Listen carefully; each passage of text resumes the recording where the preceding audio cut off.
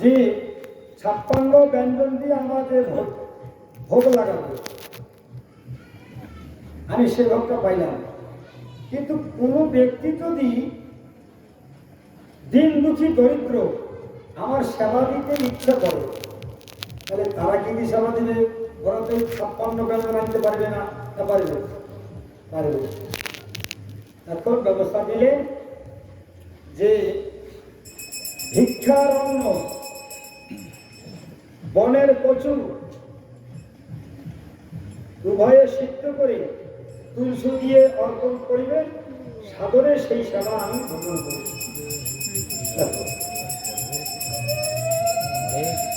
সেবাই কর্ম ধর্ম। এই কথাটা বিবেকানন্দ স্বামীজি বলেছিলেন, বহুরূপে সম্মুখে তোমার কথা ছাড়িয়ে তুলছে ঈশ্বর, জীবে যেই জন প্রেম করে সেই জন সে উচিত।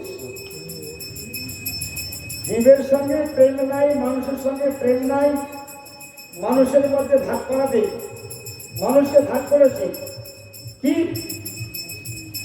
ধনীর মানুষ আর দুঃখী মানুষ। দুঃখী মানুষের আদর নাই, ধনীর আদর আছে। এটা ভুল। আমরা সবাই এক জায়গাতে এসেছি, সবাই এক জায়গায় যাবো।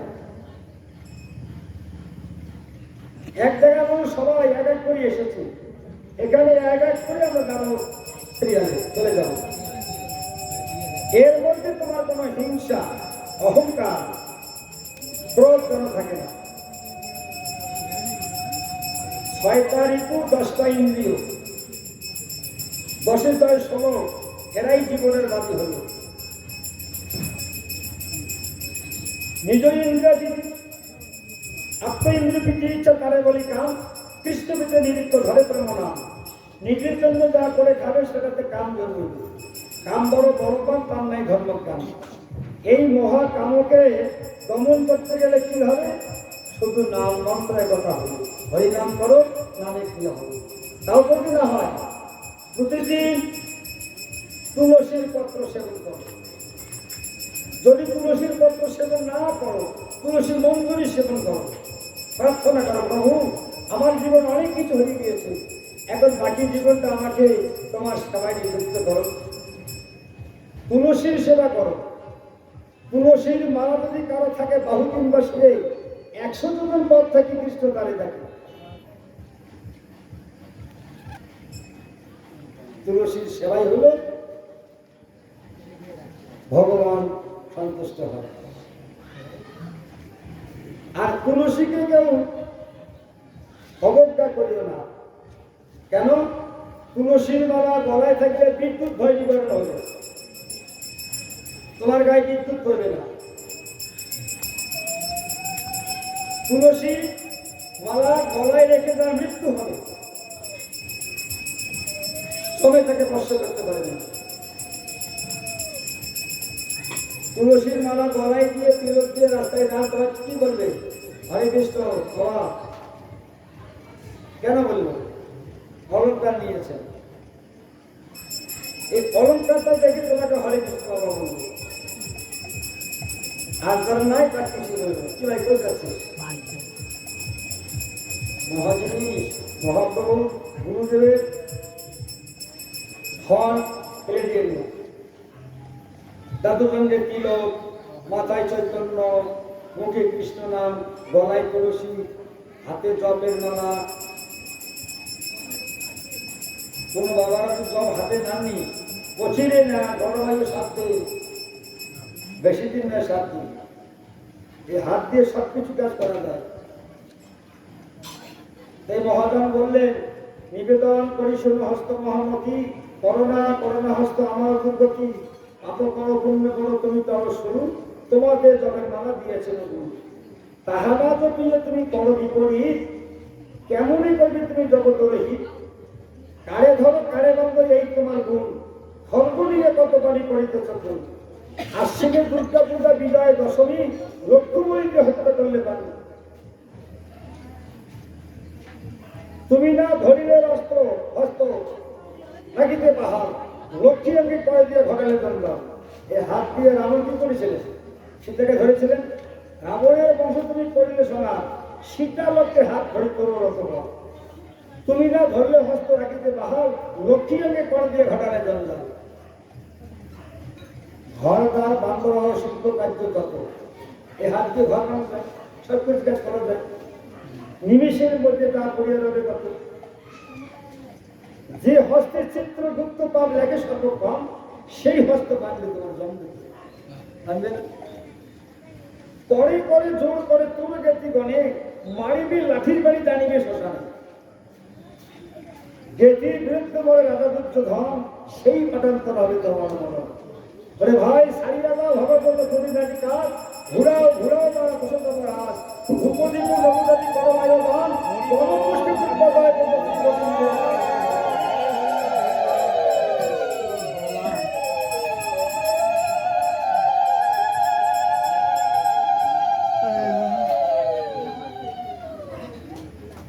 যা হয়ে গেছে একেবারে হয়ে যা।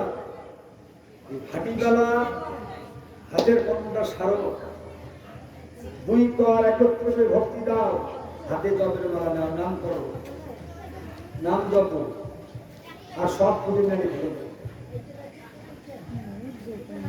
এটা হস্তকে সংযম করবে।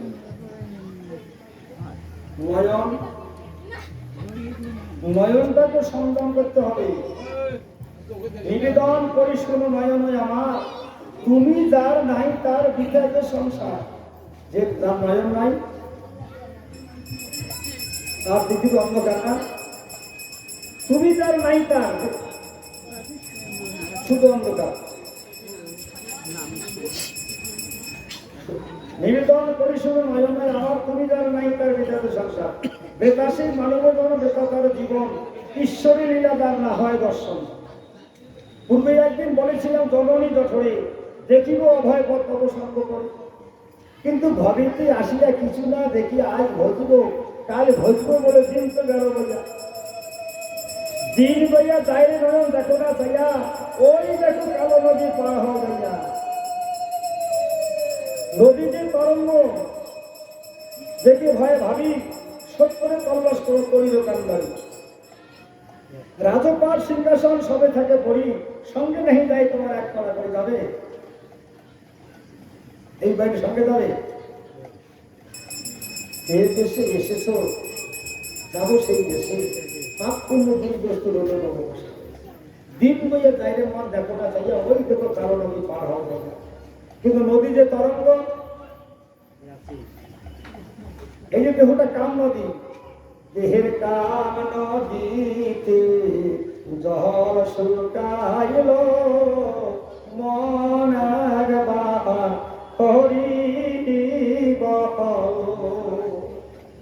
এই দেহের মধ্যে কাম আছে, ক্রোধ আছে, লোভ আছে, মোহ আছে, মন আছে। 10টা ইন্দ্রিয়, 5টা কর্মেন্দ্রিয়, বাক পানি পাদবায়ু উপস্থ, 5টা জ্ঞান ইন্দ্রিয়, কর্ণ চক্ষু জিহ্বা নাসিকা ত্বক, 6টা ঋতু। বাক মানে কথা বলা, পানি মানে হাত, বায়ু মানে দুর্যোধন, উপস্থ মানে লিঙ্গ। এটা কর্ম করো, সময় মতো কর্ম করো। এটা কর্ম ইন্দ্রিয়। জ্ঞানেন্দ্রিয় কর্ণ চক্ষু জিহ্বা নাসিকা ত্বক। ত্বকের কোন গুণ? ত্বকের কোন গুণ? যখন ঠান্ডা হাওয়াটা এই ত্বকের মধ্যে লাগে, তখন ঠান্ডা অনুভব হয়, যে ঠান্ডা এসেছে ভাই, মোটা কাপড় গায়ে দিতে হবে। এর স্পর্শ গুণ। কর্ণের শব্দ গুণ, দূরে শব্দ হইল কানে আসে পৌঁছে। নয়নের দর্শক গুণ।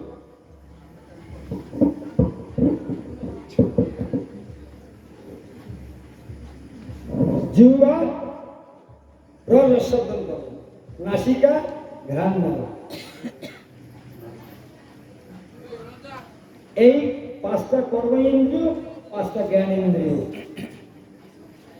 10 ইন্দ্রিয়। এর মধ্যে 6 ঋতু, কাম ক্রোধ লোভ মোহ মদ অসহ্য, 6টা ঋতু। এই যে কাম করো বলপর তার নাই ধর্ম কাম। এই কামকে বশীভূত করতে গেলে কি করতে হবে?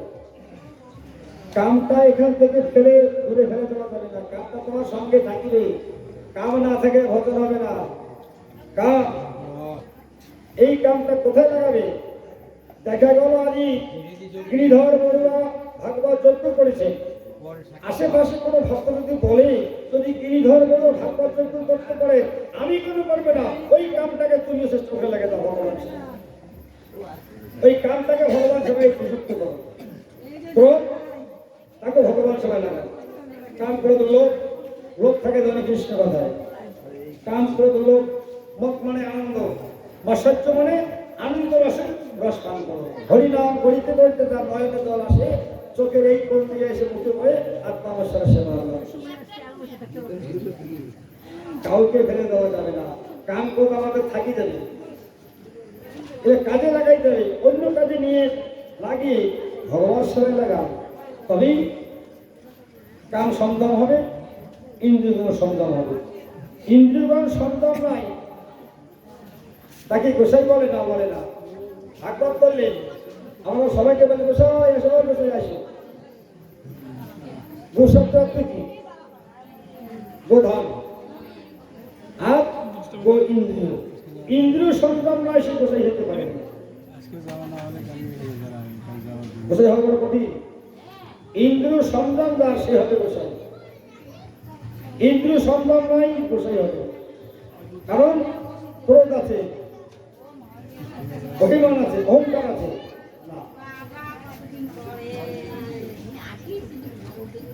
বৈষ্ণব হওয়ার মনে ছিল সার, তৃণাদকে শরীরকে পড়ে গেলেন বা।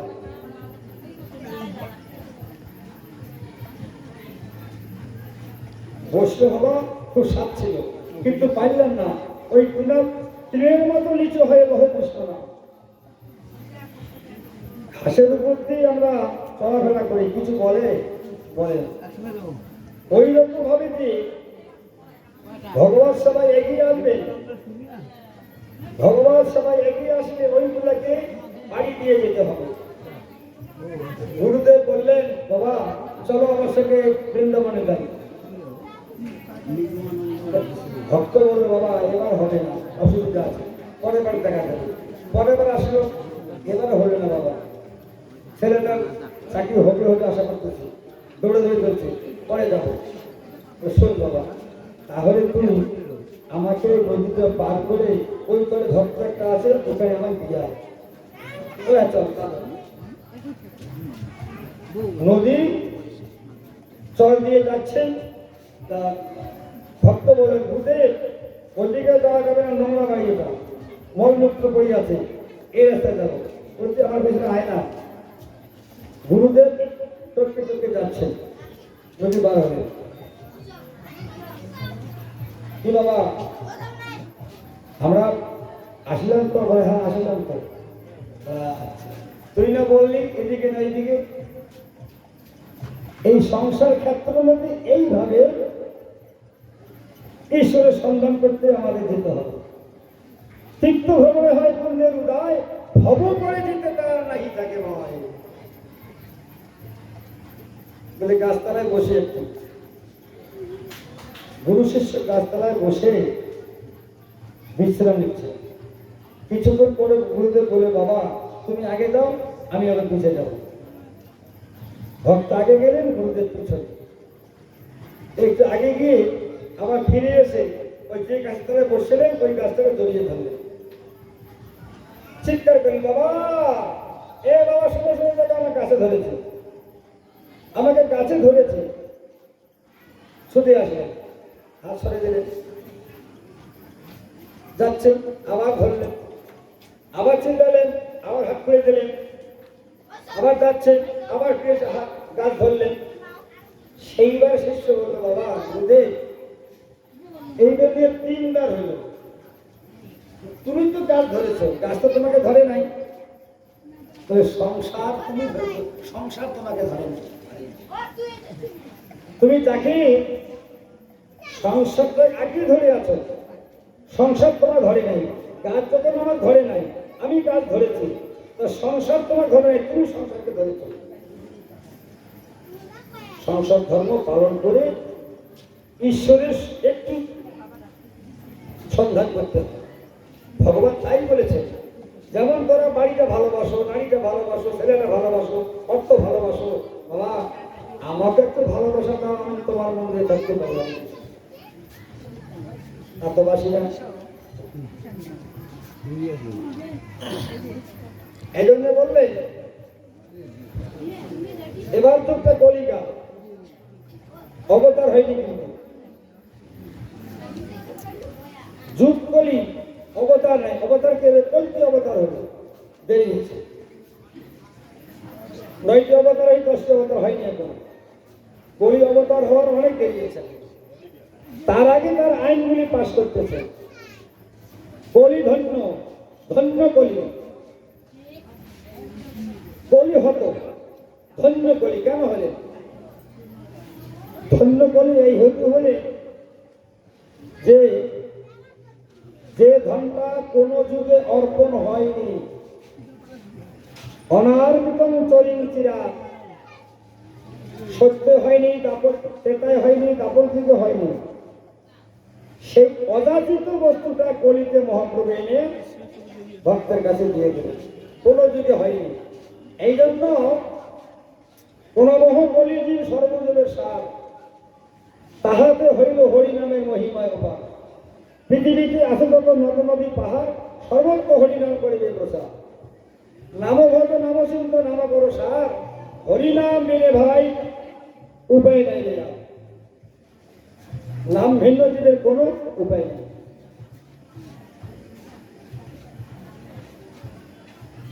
হরিনাম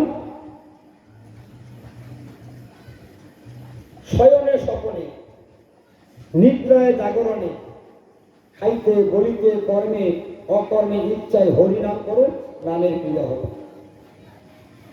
যদি ব্যঙ্গ করি হরিনাম করো, তবু নামের ক্রিয়া হবে। একটা 5 বছরের শিশু আগুনে হাত দিল, হাতটা পুড়িয়ে গেল। উনি জানে না যে আগুনে হাত পুড়িয়ে যায়। আর আপনি বা আমি যদি আগুনে হাত দেয় জেনে শুনে, আমার হাতটা পড়বে। অগ্নির যেটা দাহিকে সত্য, সেটা আমি প্রয়োগ করব। হরিনাম তেমনি জানিয়ে করো বা না জানিয়ে করো, ব্যঙ্গ করি করো, তোমার নামে কি হবে। এমন বস্তু যতটুকু সময় করতে পারো করো, সারাদিনে করতে পারো। আমরা কাজে যাচ্ছি, হরিনাম করে গেলাম, আসছি ফিরে হরিনাম করে আসলাম, ভজন হয়ে গেল। 10 ঘন্টা ঠাকুর ঘরে বসতে থাকবে না। উদ্ধব করলেন কৃষ্ণ, একজন ঠাকুর ঘরে বসে 2 ঘন্টা মন্ত্র উচ্চারণ করে তোমাকে সেবা পূজা দিলেন, আর একজন এসে শুধু মন্দিরে মাথা দিয়ে নয় চলে গেলেন। এই ফলটা কিরকম হবে? ফল একই। কৃষ্ণ বললেন ফল একই। উদ্ধব বললেন কেন? উনি তো বহু সময় দিলেন, 2 ঘন্টা, আর এ ভক্তি দিয়ে চলে গেল। কৃষ্ণ বললেন উদ্ধব শোনো, যে 2 ঘন্টা মন্দিরে বসেছিলেন তার জড়বিদ্যা আছে, সে মন্ত্র উচ্চারণ করে গোবিন্দের সেবা দেবে। আর এ এসে ভক্তিতে চলে গেলেন, এর জড়বিদ্যা নাই, মন্ত্রতন্ত্র জানেন না, শুধু ভক্তি সার করেছে। সত্য ভক্তি ভগবানের চরণে দিলে তারা মন্ত্র দরকার হয় না। মন নিষ্ঠা করো, তবেই হবে। নিমাই পণ্ডিত যখন সতী মায়ের গর্ভসিন্ধুর মধ্যে আসলে অদ্বৈত প্রভু ডাকছেন, গোদাবরীতে গঙ্গার জল তুলসী নিয়ে, প্রভু এসো এসো। ডাকতে ডাকতে প্রভু সে আবির্ভাব হয়ে সতী মায়ের গর্ভসিন্ধু। কিভাবে? জগন্নাথ মিশ্র শশী দেবী তার বারান্দায় বসে অনেক কত কপড়ে মুক্ত ছিলেন। এমন সময় একটা কি যেন ছায়ারূপী জগন্নাথ মিশ্রের শরীরে স্পর্শ করে শচী মায়ের অঙ্গে স্পর্শ করলেন। তা শচী মাতা বলতে পারলেন, ঠাকুর আমাকে যেন কিসে আসি ধরল, ওটা আমাকে ধরেছে আগে, আমার হয়তো তোমার কাছে যাবো। বলে না, তুমি বাবার কাছে যাও, গিয়ে বাবার কাছে শুনে এসো তত্ত্বটা কি। জগন্নাথ গেলেন, তার শ্বশুর হল শচী দেবী, বাবার নাম নীলাম্বার চক্রবর্তী, বাড়ি বেলঘরিয়া। শ্বশুর মহাশয়কে বললেন, বাবা তোমার মেয়ের এই ঘটনা। নীলাম্বার চক্রবর্তী ভবিষ্যৎ গণনা করে দেখলেন, বলে মিত্র কোনো অশুভ নয়, শচীর গর্ভে যে আসতেছে অখিল ব্রহ্মাণ্ডের প্রতি, কোনো ভয় নাই। এই করে করে শচী মায়ের গর্ভে নিমাই পণ্ডিত কত বছর ছিলেন, কয় মাস ছিলেন? আমরা 10 মাস গর্ভে ছিলাম না কি বাবা? একটা সন্তান মায়ের গর্ভে 10 মাস 10 দিন পরে পায়। আবার ডাক্তারি মতে 8 মাসে খালাস করে 9 মাসে বিজ্ঞান। কিন্তু পৌরাণিক দেখা যায়, পৌরাণিকে মাতৃগর্ভে একটা দিন 10 মাস 10 দিন পূর্ণ হলে তবে ভূমিষ্ঠ। তা নিমাই পণ্ডিত 10 মাস শেষ হয়ে গেলেন, 11 গেলেন, 12 গেলেন, 13 গেলেন, 14 মাস উপস্থিত হলেন, প্রসব হয়। শচী বললেন, ঠাকুর তুমি যাও আমার বাবার কাছে। আবার গেলেন জগন্নাথ মিত্র, বাবা কি বাবা তোমার মেয়ে প্রসব হয় না কেন?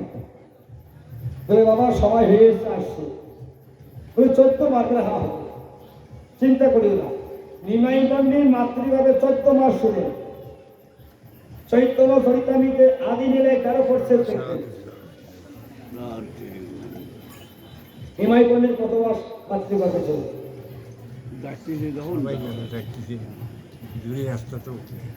14 মাস পরে তিনি যেদিন প্রসব হলেন, ফাল্গুন পূর্ণিমা তিথি নক্ষত্র ফাল্গুনী, সেদিন ছিলেন গৌরচন্দ্র গ্রহ, শুভক্ষণে জন্ম নিলেন গোড়াধি চন্দ্র। দেখেন কি ঘটনা। নিমাই জন্ম হওয়ার পরে নীরব,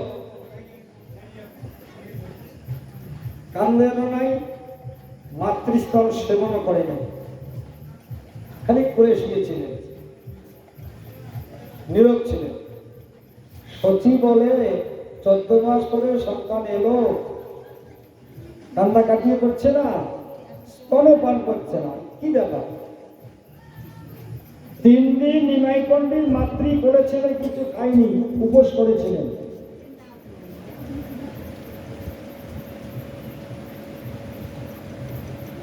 তখন ওই নিমাই পণ্ডিত অদ্বৈতকে স্বপ্ন দেখালেন, অদ্বৈত তুমি এতদিন বলেছিল এসো প্রভু এসো এসো, তোমার ডাক শুনে আমি এসেছি।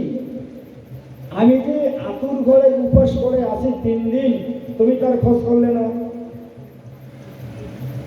অদ্বৈত বলল, কেন তুমি মাতৃস্তন খাও না কেন? বলে কি করে খাবো, মা যে অদীক্ষিত।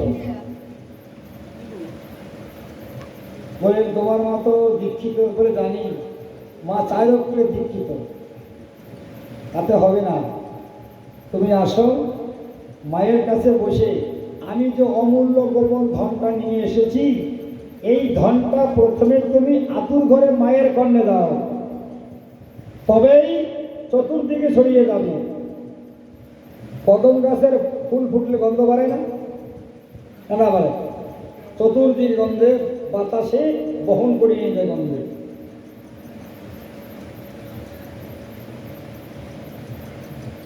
অদ্বৈত আসলেন, আতুর ঘরে মায়ের বসে আছেন, সেখানে গেলেন।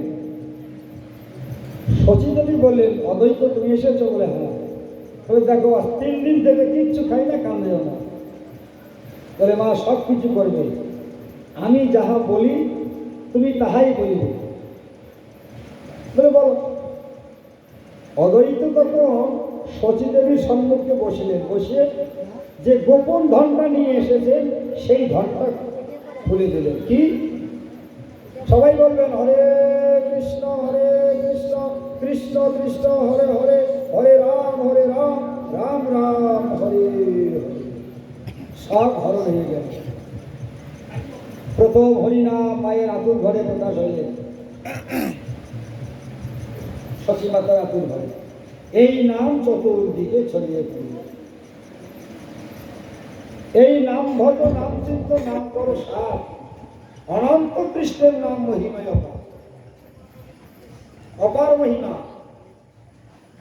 কৃষ্ণের যতটুকু খেলা সর্বোত্তম নরনীয় নরবহুতা আরত।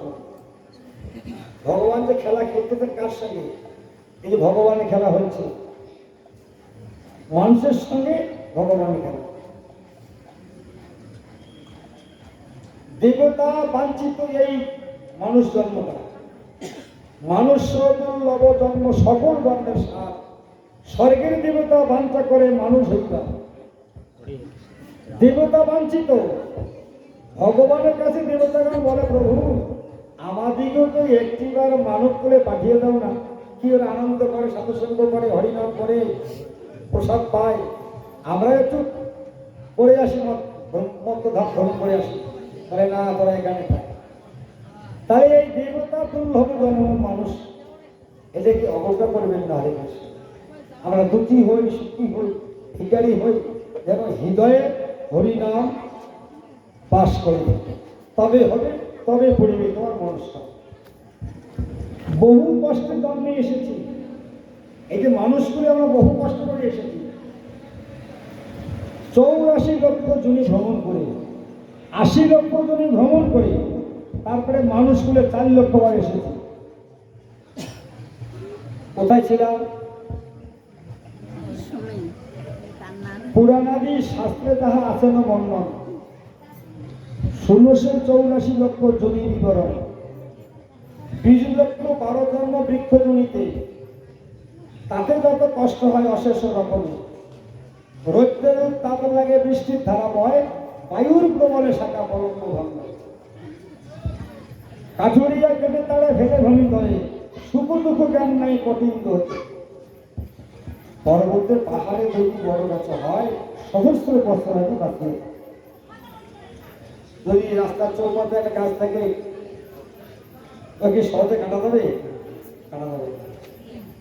পাহাড়ে পর্বতে যদি বড় গাছ হয়, সহস্র বছর আগে বাঁচে। এইবার বৃক্ষ যদি 20 লক্ষ বার ছিল, তারপরে 9 লক্ষ বার মানুষ, 9 লক্ষ বার মৎস্য মাছ ছিল, আমরাই মাছ ছিলাম।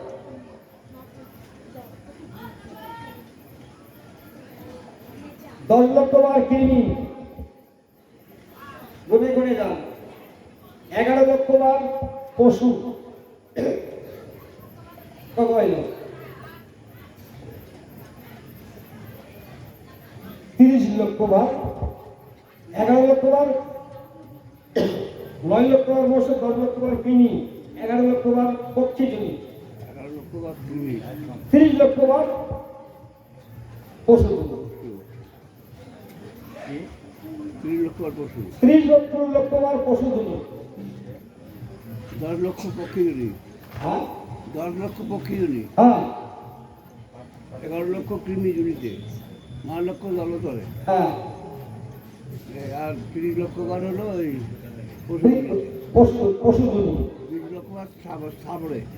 হ্যাঁ এটা 80 আর 4 চলেছে।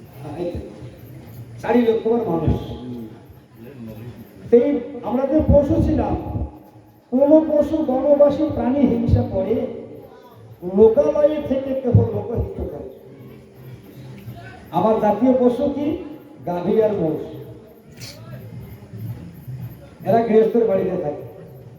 তার ভাল্লুক এদেরকে কেউ পালন না করে জঙ্গলে থাকে। 4 লক্ষ বার মানুষ। কোন মানুষ? নাগাকুশি সাঁওতালি আদি নাম কয়, মেজাকিয়া বলি তার সকলে বলা।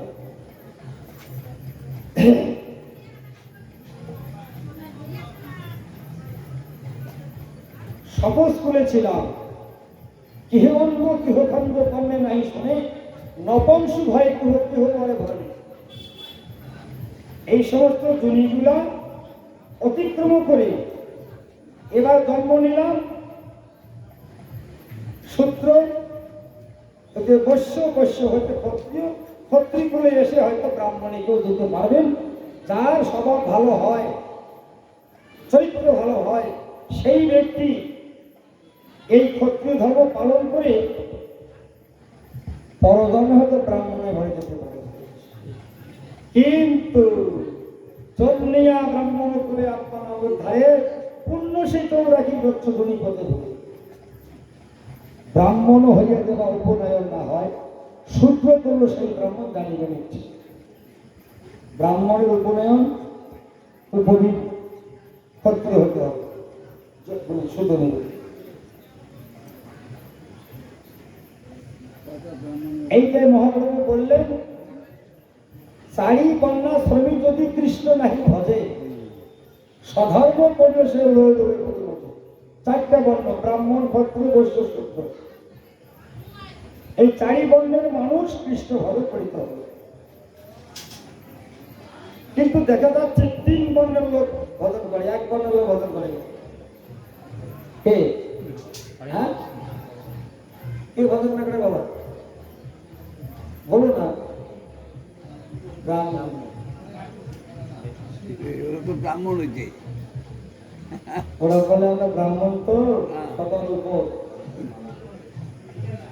ব্রাহ্মণ চন্ডাল হয় যদি কৃষ্ণ ত্যাগে, চন্ডাল ব্রাহ্মণ হয় যদি কৃষ্ণ ভজে, জন্মে কাউকে বড় করে না, কর্মই শ্রেষ্ঠ, কর্মই শ্রেষ্ঠ। ওরা কিন্তু কৃষ্ণ ভজন করে না, ওরা শালগ্রাম সীতা পূজা করে পঞ্চফোঁটা দেয়।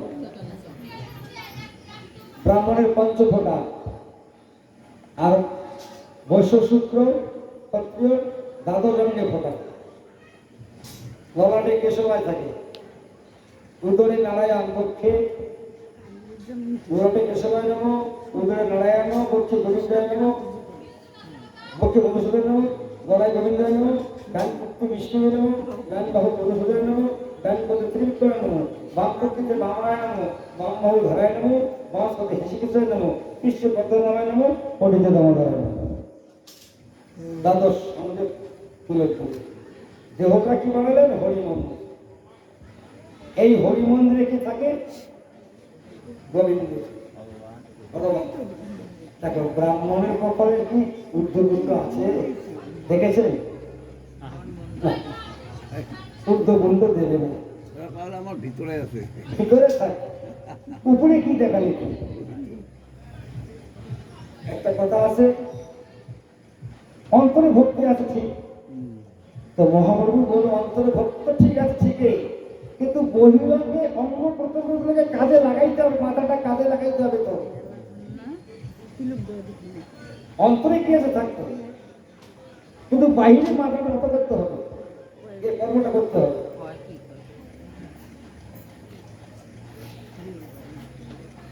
তাদের ওরা বর্ণশ্রেষ্ঠ ব্রাহ্মণ, এই এই গর্ব করে, কিন্তু না।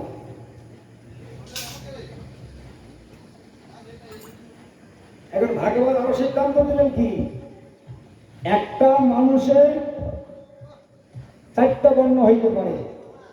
যখন সে চাকরি করে তখন হলো শূদ্র, যখন ব্যবসা করেন তখন হলো বৈশ্য, যখন ব্যবসা থেকে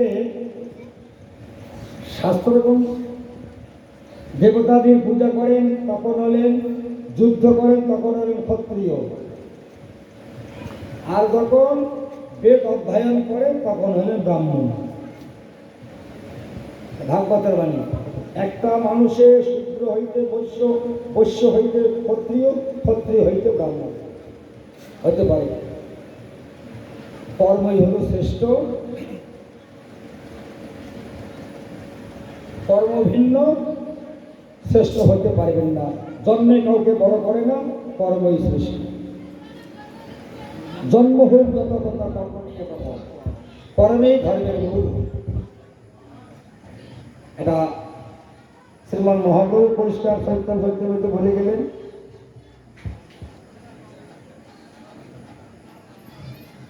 কারো ভাগ্যে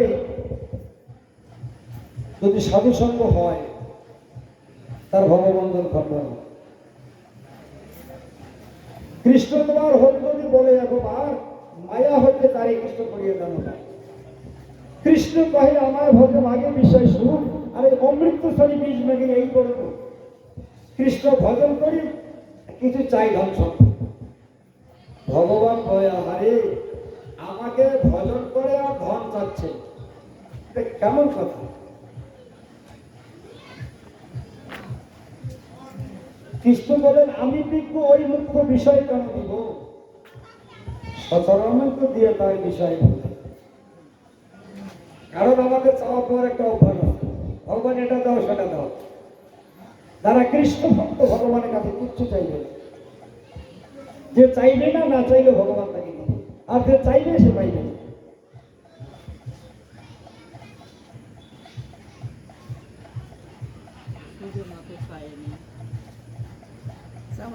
ভক্তি মুক্তি সুবুদ্ধি,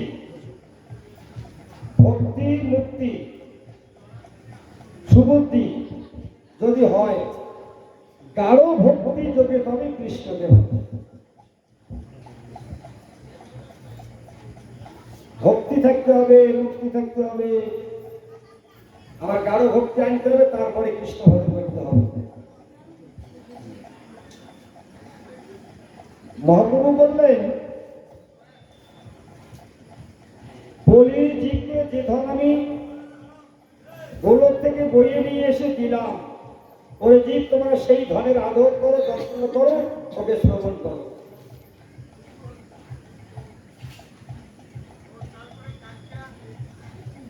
তাই হরিনাম শ্রবণ করেন, কীর্তন করেন, মহাপ্রভুর আদর্শ পালন করেন, সেই হবে মহাপ্রভু অন্তরঙ্গ ভক্ত। কিন্তু আমরা তা করতেছি নাকি? আমরা নাম করি না নামই করি? হরিনাম করি না নিজের নামটা প্রকাশ করার জন্য সাধু বাজারে ঘুরে ঘুরি করি? কেহ নিজের নামটাকে বড় করতে চাচ্ছেন, আমাকে যেন সবাই সাধু বৈষ্ণব গোসাই বলি না, আমি যেন অমুক ব্যানার্জি, মুখার্জি, স্বামীজি, গোস্বামী হইলাম। এই টাইটেলগুলো মানুষের মধ্যে, ভগবানের টাইটেল আছে, কোনো উপাধি নেই। নারায়ণ চতুর্দিকে কোনো উপাধি নাই, তেতায় রাম কোনো উপাধি নাই, তারপরে কৃষ্ণ কোনোদিন নাই। বলে নাই যে নন্দ ঘোষের পুত্র কৃষ্ণ, কৃষ্ণ ঘোষ। নন্দ হলেন পালিত পিতা, বসুদেব দৈবকী জন্মদাতা পিতা।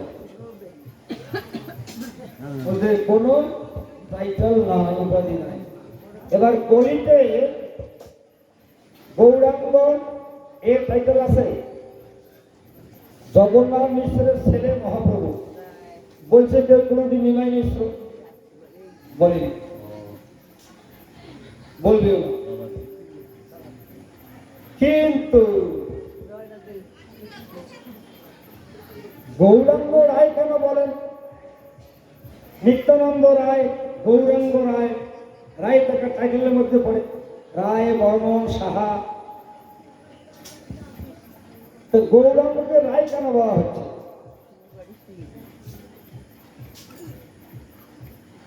গৌরাঙ্গের উপাধিটা রায় নয়, গৌরাঙ্গ ওই রায়টা নিয়ে আসছেন আমাদের জন্য, কলিযুগের জন্য। যেমন আদালতে আসামি ঠিক মতন বয়ান দিচ্ছে, সেটা সাক্ষীর বয়ান মতো আসামি জেলও হইতে পারে, খালাসও হইতে পারে। আমরা কলিহত জীব,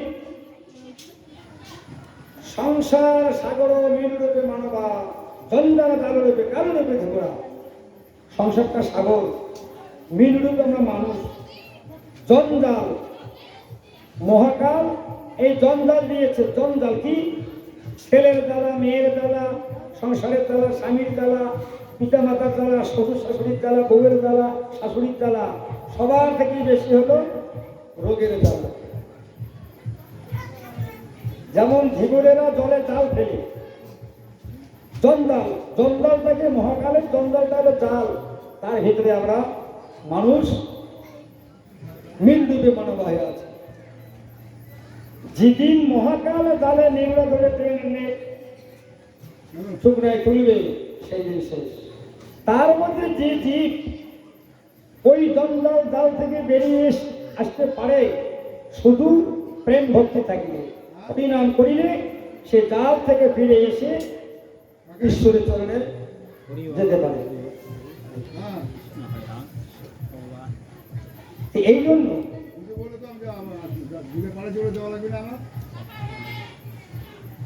মহাপ্রভু বললেন, আমি যা বলেছি তাই করো, আমি যা করেছি তাহা করো না। কৃষ্ণ সত্য সম মায়া অন্ধকার, যাহা কৃষ্ণ তাহা নাই মায়ার অধিকার।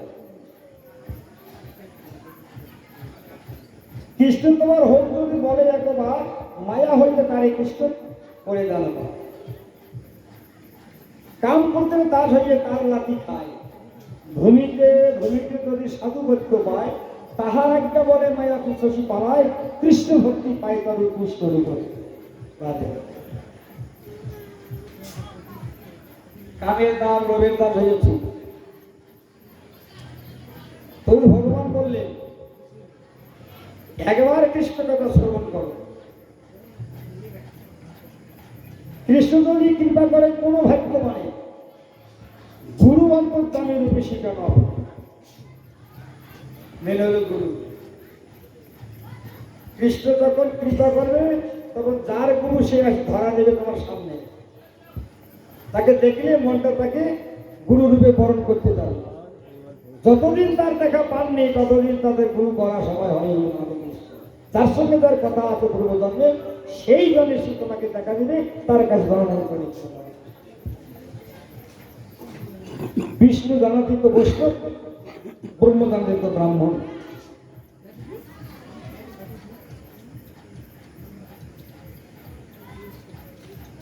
অসৎ সঙ্গ তার বৈষ্ণব আসার, স্ত্রী সঙ্গে আসার কৃষ্ণ ভক্ত। সাধুগণ অসৎ সঙ্গ করেন না, সবসময় সৎসঙ্গই করেন। অসৎসঙ্গ না করে ওরা তত্ত্ব লৌহ হাতে নেওয়া ভালো, তবে অসৎসঙ্গ করেন। সৎসঙ্গে কৃষ্ণ ভক্তের শ্রদ্ধা বুঝে, কৃষ্ণ প্রেম পায় তার সংসার। এই সাধু সঙ্গ কৃপা হবে। এই যে সংসার ভূমিতে ভূমিতে কারো ভাগ্যে কেহ করে, নদীর প্রভাবে জয়সে কাষ্ট লাগে। নদী দিয়ে অনেক কাঠ ভেসে যায়, অনেক জঙ্গল ভেসে যায়, ভাসতে ভাসতে ভাসতে ভাসতে যেখানে জল শুকিয়ে যায় সেখানে কিনারা পায়। তদ্রূপ এই যে আমরা কলির জীব, এই সংসারে আসবো যাব করতে করতে দিদির সদ্গুরু কৃপা হবে, সেই দিন সকলকে ছেড়ে শ্রী গুরু শ্রী চরণে আশ্রয় নেবে।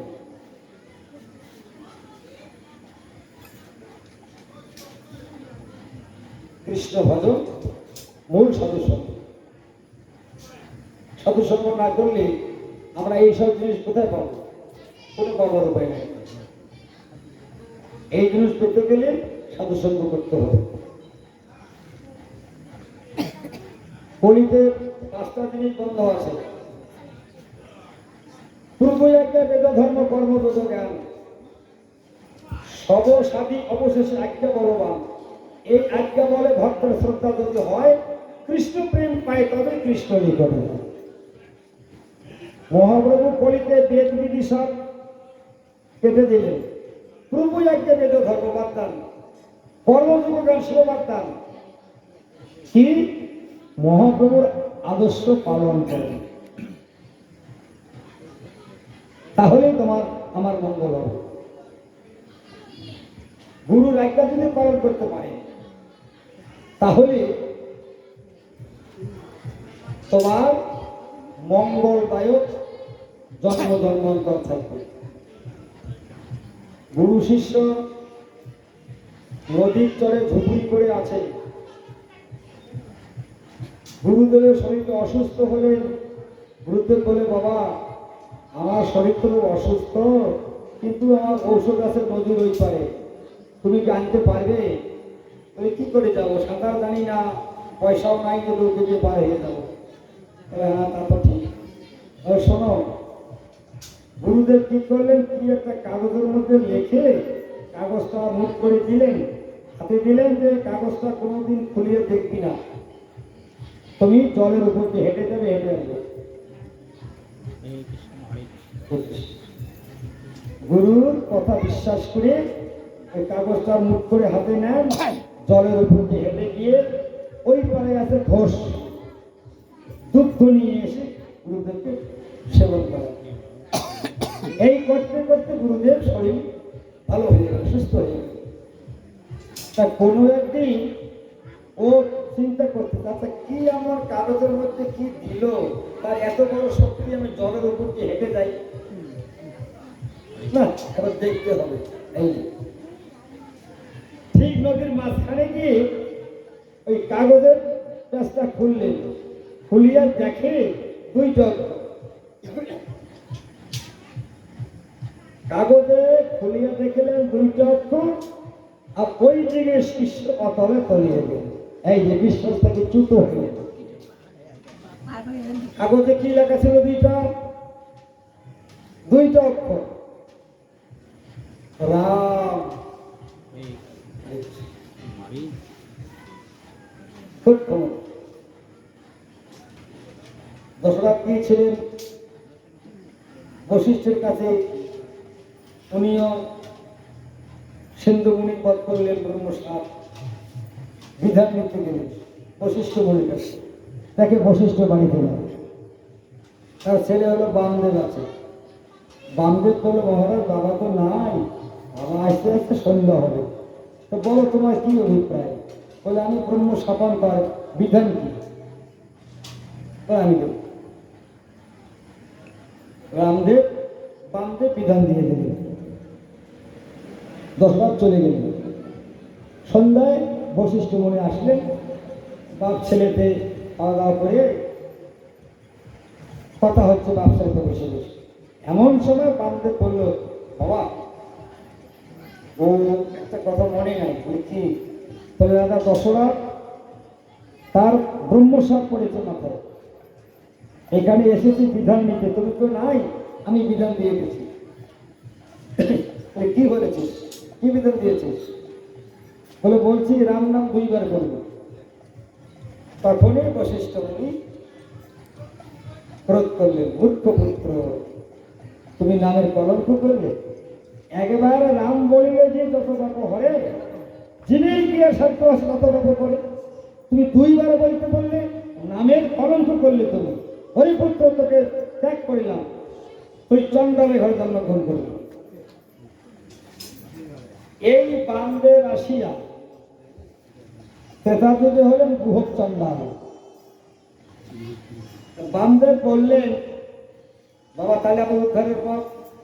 ওই ত্রেতাযুগে বনবাসে দশরথের পুত্র আসবে রামচন্দ্র, তাহাকে দর্শন মাত্রে তোমার সর্ব ব্রহ্মসাপ তুমি মুক্ত, আবার তুমি চলে যাবে। সেই বামদেব ত্রেতাযুগে বনে বনে কাঠ কাটেন, বাজারে বিক্রি করে 2 মায়েসাই খান। ওই দিকে রামচন্দ্র ত্রেতাযুগে রাজ্যভার ত্যাগ করিলেন। রামায়ণ 7টা কাণ্ড।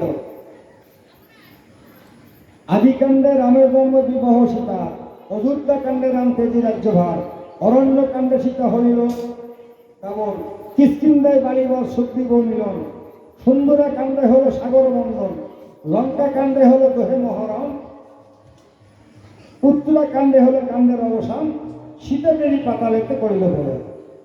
7 খণ্ড রামায়ণ পূর্ণ হয়ে গেল। এখন বনের মধ্যে ওই চন্ডালের সঙ্গে রামের দেখা, 2 জনে মিতা। মিতা যখন হলেন তখন গুহক বললেন, বলে, প্রভু তাহলে বনে কেন থাকবে, চলো আমার কুটিরে। রাম বললেন, গুহক বনবাস বনে থাকতে হবে, একদিনও কোনো গৃহের আশ্রয় গৃহীর বাড়ি থাকা যাবে না। আমরা বনবাসী 14টা বছর বনে থাকতে হবে। রাম প্রতিজ্ঞা করলে 14 বছর অন্য খাবে না। বাড়িতে গিয়ে মাকে বললেন, মা আজ দশরথের পুত্র রাম লক্ষ্মণ সীতা বনে এসেছে, ভাবো আমার সঙ্গে মিত্রতা হয়েছে। তো মা বললো, মিত্রতা হয়েছে তাকে আনতে পারছো না, তাকে আনলে না তুমি? কালকে আমাকে নিয়ে যাবে, আমি নিয়ে আসবো।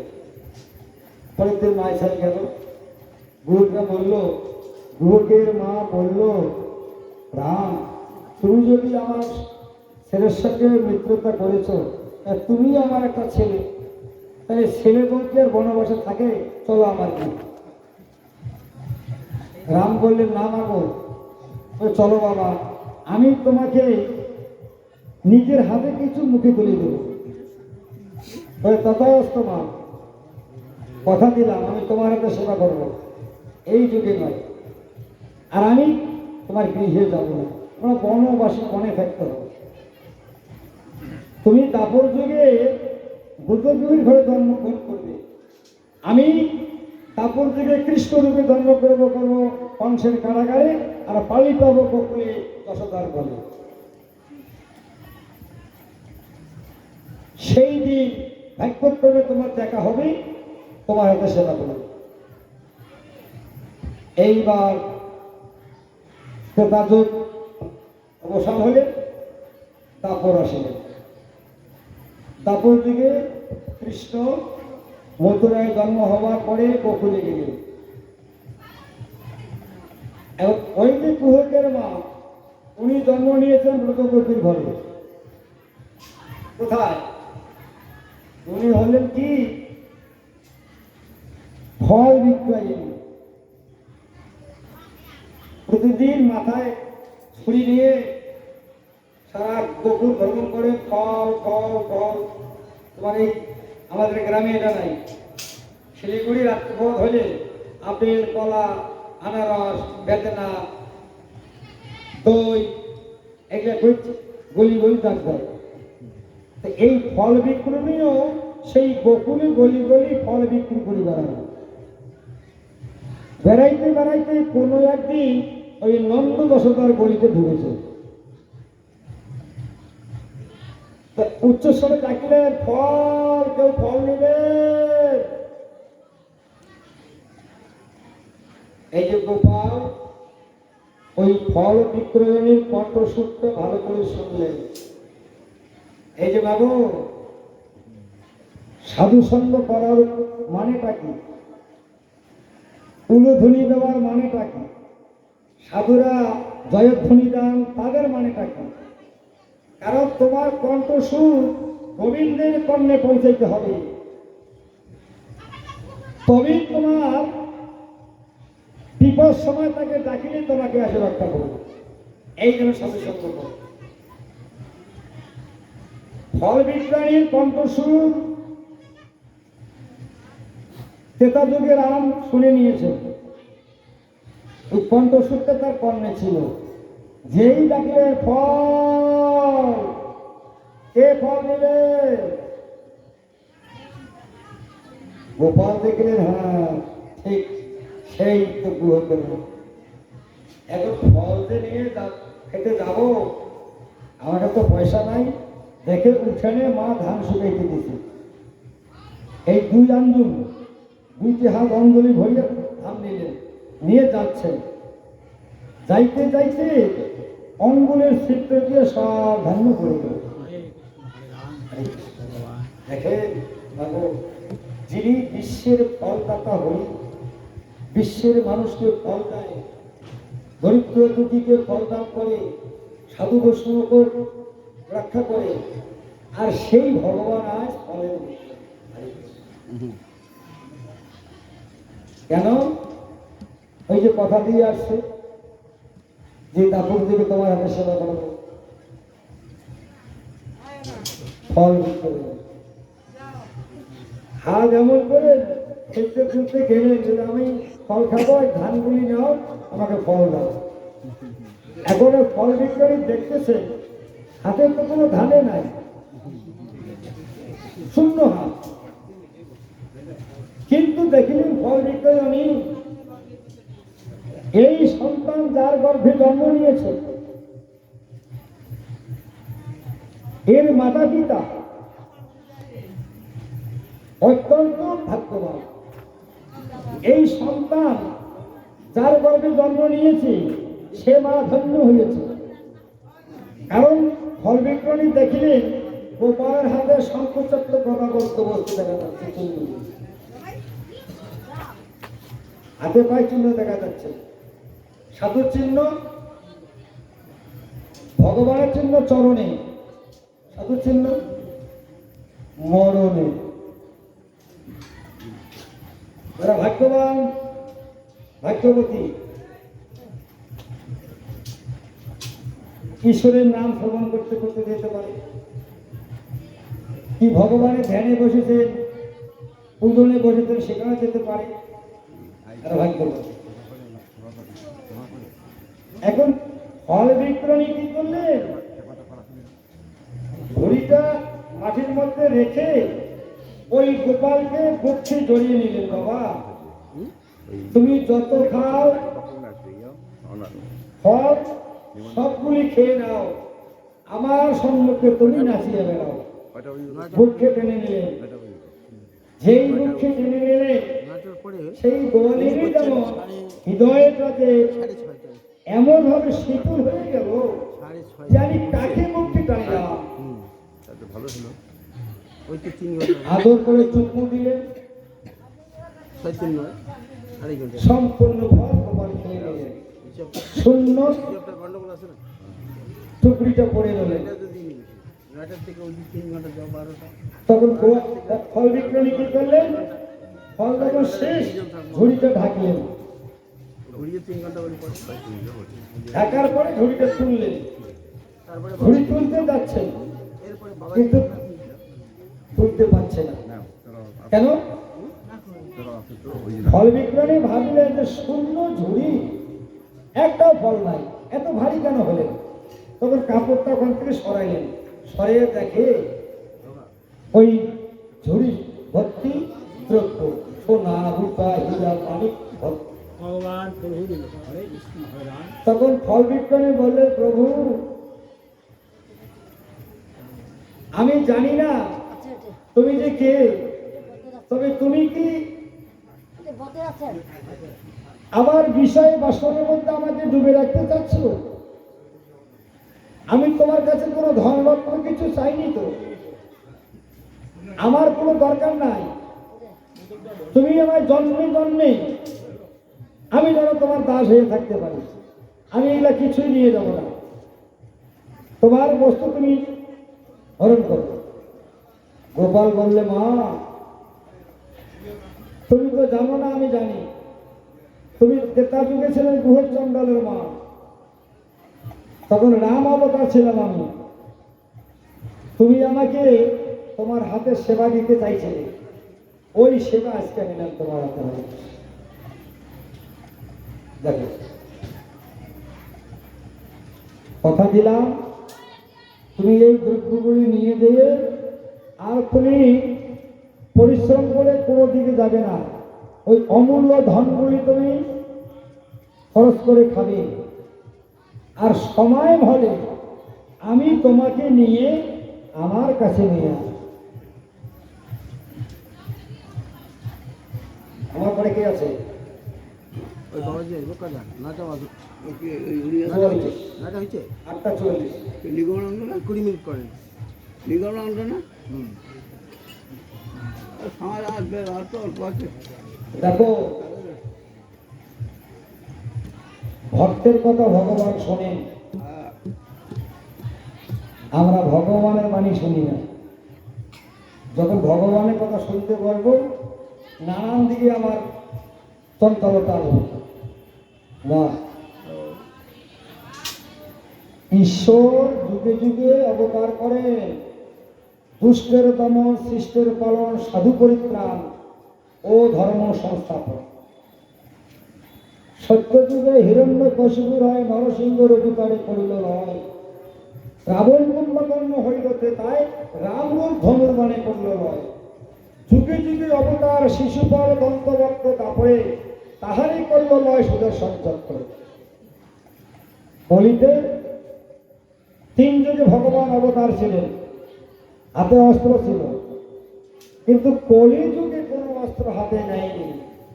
কলিযুগে কি আনলেন? ব্রহ্মনাম নিয়ে আসলেন। কলিযুগের জন্য শ্রীমান মহাপ্রভু সহজ ভজন, সহজ প্রেম, কি হরিনাম। সত্যযুগে করেছিলেন ঋষিগণ 12 বৎসর ধ্যান করেছিলেন। সেই ঋষিগণ তাপর যুগে 1 বৎসর যজ্ঞ করলেন। সত্যযুগের যজ্ঞ, ত্রেতায় ধ্যান, তারপরে অর্চন করলেন পৃথুরাজ। আর কলিযুগে ওই 1 বৎসর, 12 বৎসর, 1 বৎসর, 1 মাস, এই ভগবানকে পাবে তোমরা। কলির জীব একদিন হরিনাম করিবে, সর্বপাপ মুক্ত হয়ে জীব বৃন্দাবনে যাবে। কলিতে তো অবতার নয়, এটা অবতরী। নিজেও করবেন, ভক্ত ধরাইবেন। ভক্ত তরাইতে জন্ম নিলেন ধরায়, অস্ত্র নয়, শুধু প্রেম দিয়ে। তাই নদিয়ার পথে নিমাই পণ্ডিত যখন জন্মগ্রহণ করে বাল্য কৈশোর, বাল্যকাল হলে তখন ইতিবুদি ঘোরাফেরা করে। তার নদিয়া নগরে চোরও ছিল তখন। 2টা চোর বুদ্ধি করলো কি, ওই নিমাইকে যদি চুরি করতে পারি অনেক টাকা পাবো, দেখতে সুন্দর, চল ওটা একটা চুরি করে নিয়ে কোনো মহাজনে ঘরে বিক্রি করে। 2 জনে বুদ্ধি করে গেলেন। ওই নিমাই রাস্তায় দাঁড়াইছেন, তো ধরে বলে নিয়ে চলে গেল। নিমাই একজন চোর, তার ঘাড়ে বসলে 2টা পা 2 দিকে দিলেন। আরে চোর 2 হাতে 2টা পা পাশুড়িয়ে ধরলেন, চললেন। সারাদিন ভ্রমণ করে করে করে করে বেলা অস্তর সময় ওই নিমাই পণ্ডিতের বাড়ির সামনে নামলেন।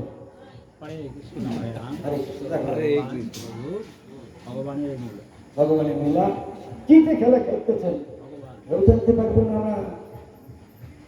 ভগবান বলল, আমি যে লীলা করেছি, সমুদ্রের রেণুকা গণিতে পারি, স্বর্গের নক্ষত্র গণিতে পারি, আমার লীলা আমি গণিতে না।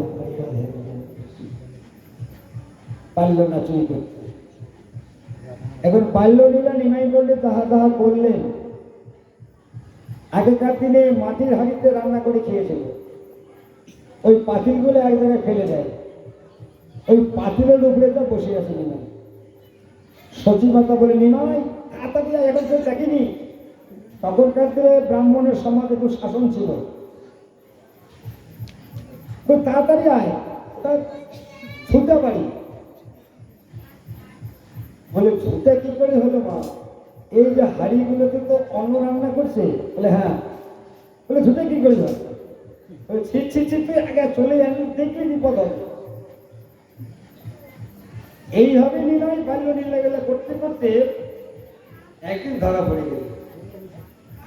সব ব্রাহ্মণগণ নিয়ে জগন্নাথকে বলে, মিত্র, তোমাকে আজকে আমি 1 ঘর করলাম।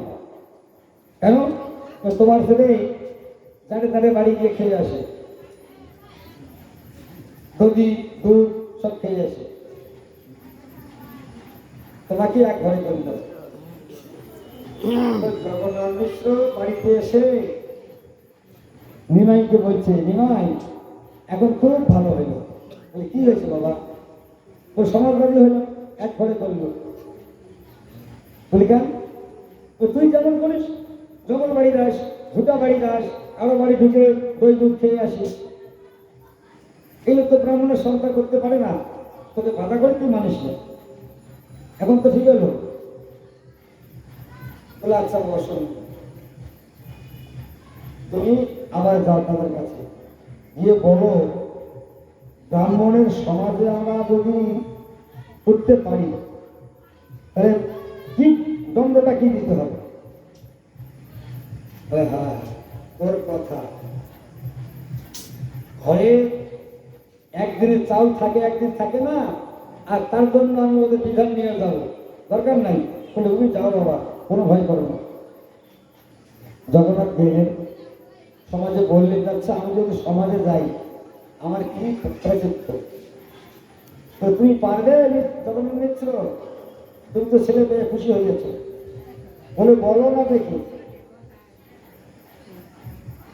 100টা ব্রাহ্মণকে ভোজন করাইতে হবে, আর 100টা সোনার থালা গেলার বাটি হারিয়ে লাগবে।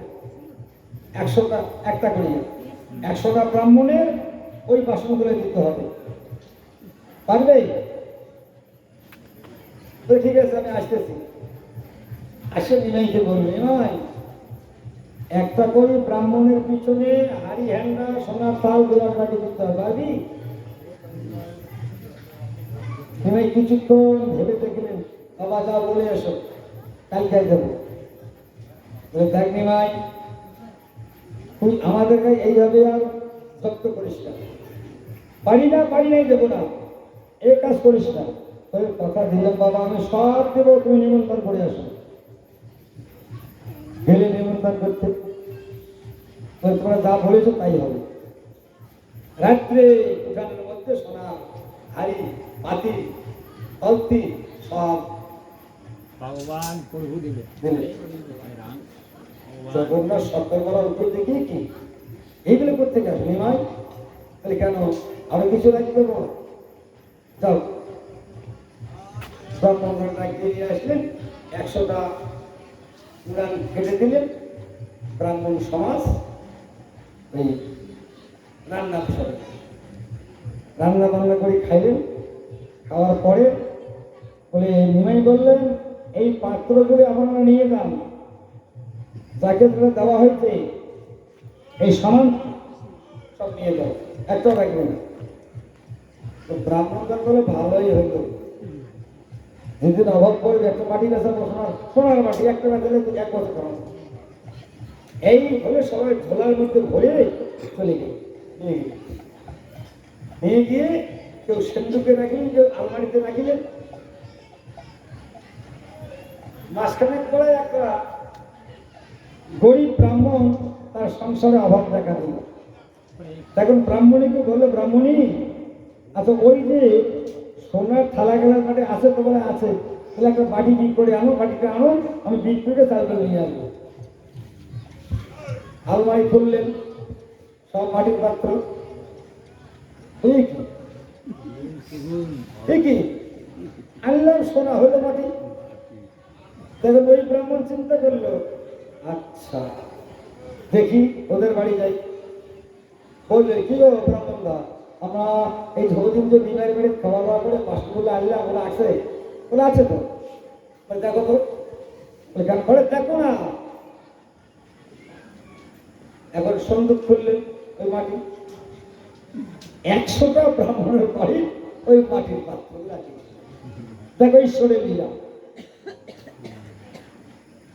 অদ্বৈত মহাপ্রভুর, অদ্বৈত প্রভুর মায়ের শ্রাদ্ধ। অদ্বৈত নিমাইকে বলে, নিমাই শ্রাদ্ধে যদি ব্রাহ্মণ ভোজন না হয় তাহলে পিতৃকর্ম নিষ্ফল হয়। বলে হ্যাঁ, নিমন্ত্রণ দাও ব্রাহ্মণগণকে। নিমন্ত্রণ দিলেন, শ্রাদ্ধকর্ম শুরু হলেন।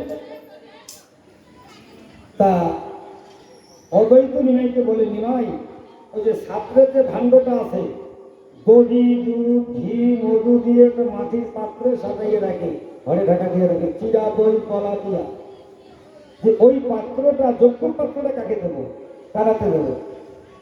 বলে যোগ্য পাত্রটা পাওয়ার একমাত্র একজন আছে, কে? হরিদাস।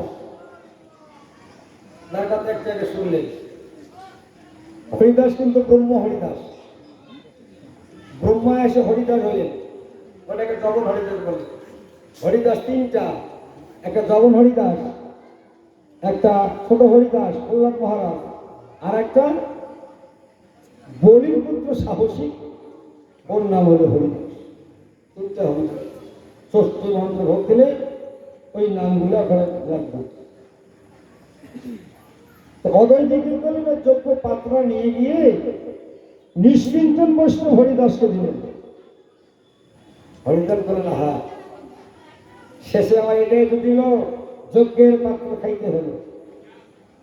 এই ভাণ্ডটা কেন দিল অদ্বৈত? সমস্ত ব্রাহ্মণরা চলে গেল। এখন অদ্বৈত বলে, নিমাই কি হলো? সমস্ত ব্রাহ্মণ চলে গেল। ওই যে পাত্রটা আমি হরিদাসকে দিয়েছি, যাও তাকে ডেকে নিয়ে আসো, নিয়ে বলো ওরা কি চায় তাই দেওয়া হবে। গেলেন, সামনে দাঁড়ালেন ব্রাহ্মণ সমাজ, যাই হোক আপনারা কি চান আমি সেই বস্তুগুলো দেবো, চলো তোমরা রান্না করে খাবো। সবাইকে নিয়ে আসলেন, বললেন যে 100টা ব্রাহ্মণ ভোজন করা লাগবে।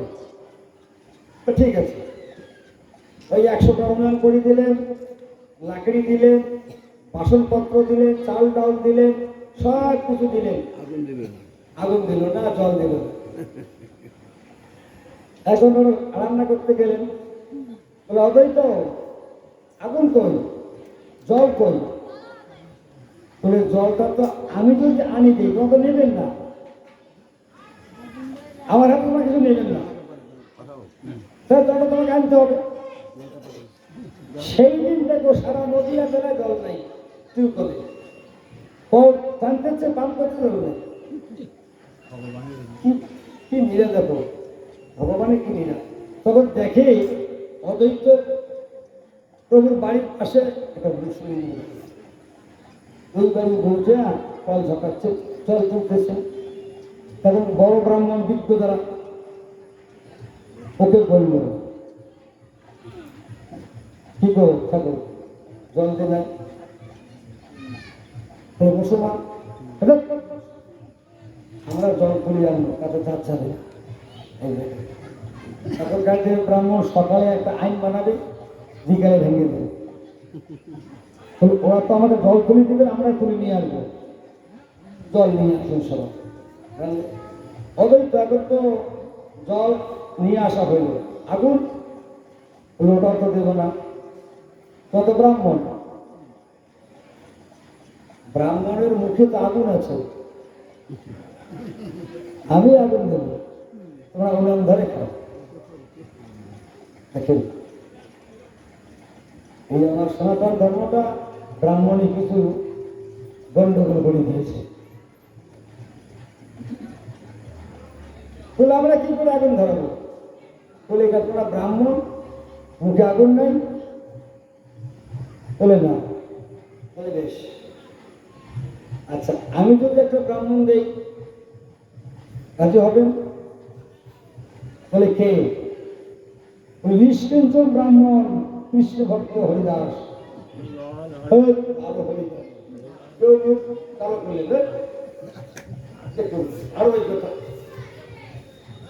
আর একটা গায়ে কথা ফু দিতেছিল বেশি। ফু দেবে তো উনানে, তার তো ছুঁয়ে গেছে, ধরবে তো না, শুনলে শুনলে ছুঁয়ে গেছে। ঠিক আছে, নিমাই বলেন, হরিদাস আসো বাবা, তোমার নামের গুণে প্রভাব দেখাও, তুমি তো অবতরী, আসো। হরিদাস বলে, প্রভু বারবার আমি এমনি তো হীনবৃত্ত জন্ম, নিকৃষ্ট জীব, আমাকে দেখে সাধু সঙ্গ ব্রাহ্মণ সমাজ হিংসা নিন্দা করে, আমাকে কেউ ভালোবাসে না, দূর দূর করে তাড়ে দেয় প্রভু। আর সেই হরিদাস রাজ ব্রাহ্মণদের উনানে আগুন ধরাইতে যাব, না জানে আরো কোন বিপদ আমার কপালে ঘটে।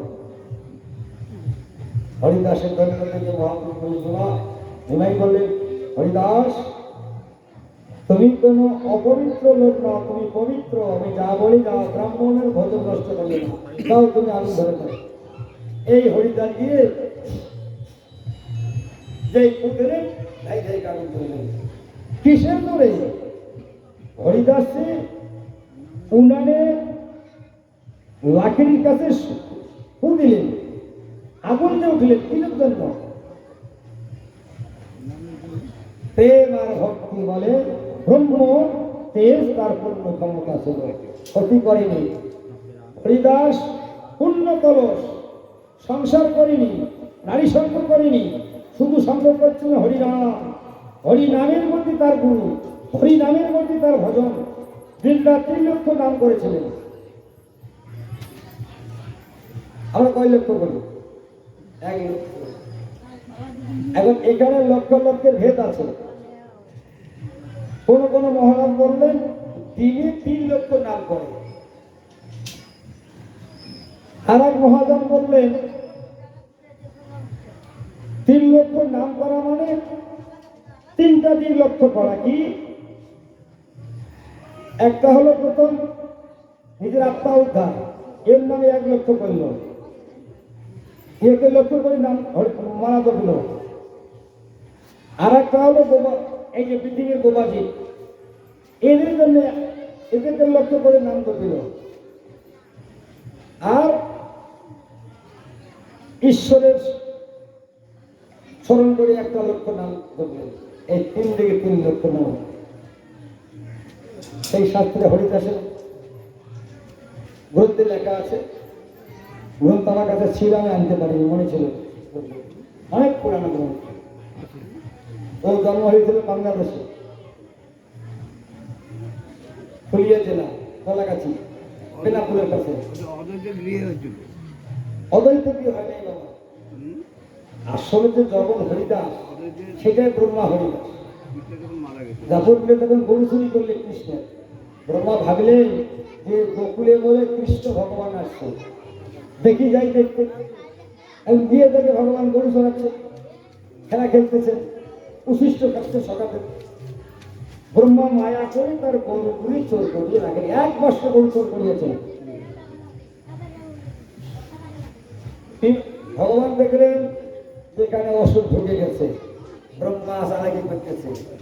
রাখালগণকে বুঝতে দেয় নাই, গরু চোরা বনে প্রবেশ করে ভেবি বস্ত্র নিয়ে চলে আসে। এইভাবে 1 বছর গরু চুরি করার পরে ব্রহ্মা ভগবানের কাছে আশ্রয় নিলেন। তখন কৃষ্ণ বললেন, তুমি যা ভুল করেছো শাস্তি পেতে হবে, কলিযুগে তুমি যবনের ঘরে জন্ম নেবে।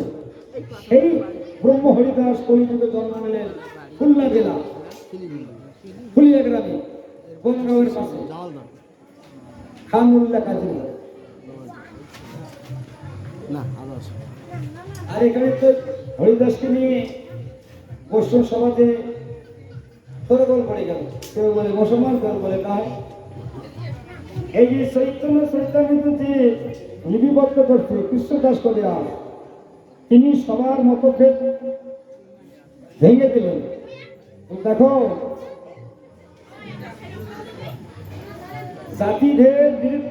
জাতিভেদ নিরর্থক বুঝিবার পরে হরিদাস জন্ম হল যবনেরও ঘরে। ওরে ভাই, সংসারে ছাড়ো, আসো সবাই মিলে হরিগুণ গাই, নিতাই গৌর হরি বল।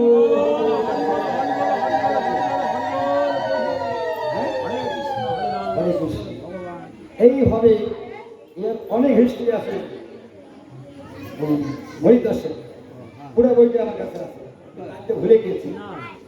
হ্যাঁ, তা হরিদাস হলেন নিষ্কিঞ্চন বৈষ্ণব, মুসলমান নয়, নিষ্কিঞ্চন।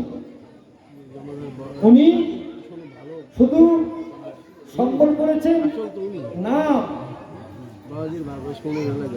কাজী সাহেব চারটাকে বলেছেন হরিদাস বহু পুণ্য বলে নাকি মুসলমান করে জন্ম নেওয়া যায়। কি কথা হবে? তুমি এই নাম ছাড়ো, কলমা করো, নামাজ পড়ো। হরিদাস বললেন, তখন নাম ছিল হারেস। খন্ড খন্ড হয় দেহ যদি যায় পরাণ, তবু তো না সারিব মুখে মধুর কৃষ্ণ নাম। খন্ড খন্ড হোক দেহ, প্রাণ যদি যায়, মরতে হয় হরি নাম করে মরবে। শুধু হরিদাস নয় তো, হরিদাস যে বাইশ বাজারে বেত্রাঘাত করেছিল চাপকাদিরা, মাংস সব ফেলে দিয়েছিল, অনেক ঘটনা আমি বলার ইচ্ছা ছিল, তার আগে আমার ওই কোথায় বাবা চলে গেলে ভালো হয়েছে। বাইশ বাজারে বেত্রাঘাত খাইও তখন মনে না,